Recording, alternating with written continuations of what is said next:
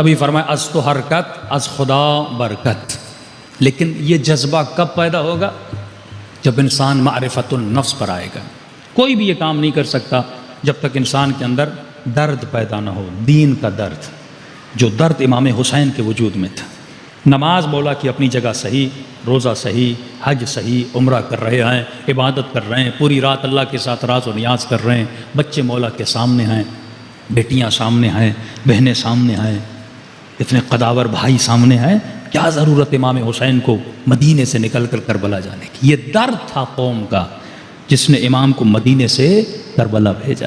جب تک ہمارے سرمایہ داروں کے دلوں میں درد پیدا نہ ہو، ہمارے مالدار لوگوں کے دلوں میں درد پیدا نہ ہو، اس لیے قرآن کہتا ہے الذی جمع مالہ وعددہ، جس انسان نے مال جمع کیا اور متعدد کرتا گیا، ایک گھر، دو گھر، چار گھر، ایک گاڑی، 10 گاڑیاں، بڑھاتا گیا. اللہ کہتا ہے میں ایسے بندے کو جہنم کی آگ کا ایندھن بنا دوں گا، ایندھن بنا دوں گا.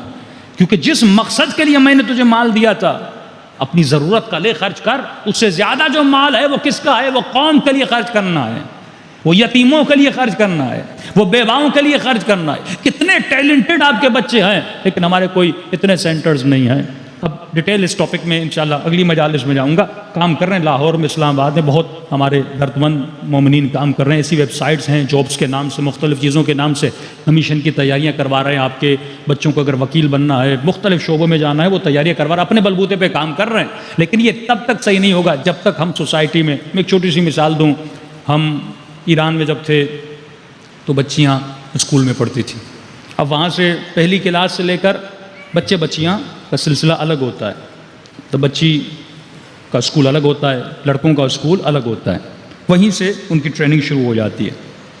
لیکن کافی مولانا کہتے ہیں مولانا جب ہم پاکستان آئے، اب آپ نے اگر 15-20 اسکول کراچی میں بنا دیے ہیں، لیکن یہ سارے اسکول پورے پاکستان میں تو نہیں ہیں. بھائی 4 لوگ جا کے مدرسے میں مولوی بنیں گے نا، 10 لوگ جا کے مدرسے میں مولوی بنیں گے. لیکن یہ مجمع جتنا مجھے سن رہا ہے، یہ تو مدرسوں میں نہیں جائے گا، یہ تو اپنے بچے اسکول میں پڑھائیں گے. اس کا مطلب نیڈ ہے کہ ان بچوں کو بھی ایسے اسکول میں ڈالا جائے جہاں پہ یہ بچے صحیح تربیت لے سکیں.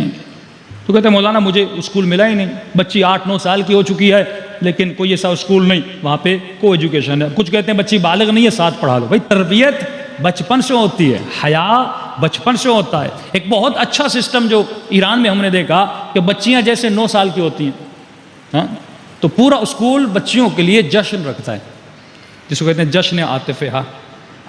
چھوٹی چھوٹی بچیاں، جیسے پتہ چلتا ہے اسکول کو ڈیٹ آف برتھ پتہ ہوتی ہے، تو جیسے پتہ چلا بچی 9 سال کی ہو گئی، مطلب بچی بالغ ہو گئی، تو اسکول میں ایک جشن رکھا جاتا ہے.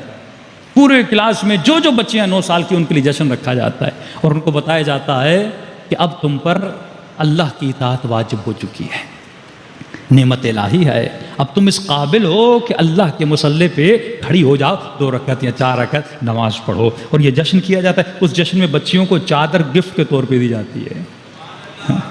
اب یہ تمہارا گفٹ ہے، آج کے بعد تم چادر پہنا کرو. ان کو قرآن گفٹ میں دیا جاتا ہے. یعنی اسکول نے ایک انوائرمنٹ بنایا، بچی کو پتا چل گیا کہ بالغ ہو چکی ہوں. لیکن یہاں اسکولوں میں کسی بچی کو نہیں پتا کہ 9 سال کے بعد بچیاں بالغ ہو جاتی ہیں، حجاب، شریعت، نماز واجب ہو جاتی ہے. بچہ جیسے 7 سال کا، اسے تمام تر چیز. یہ انوائرمنٹ کہاں پہ کریٹ ہوگا؟ آپ کے اسکولز میں کریٹ ہوگا. اور تب تک یہ انوائرمنٹ آپ نہیں بنا سکتے جب تک آپ عباد الصالحین کو نہ بنائیں، جب تک درد دین پیدا نہ ہو. اور درد دین کب پیدا ہوتا ہے؟ جب انسان کے وجود میں معرفت النفس آئے.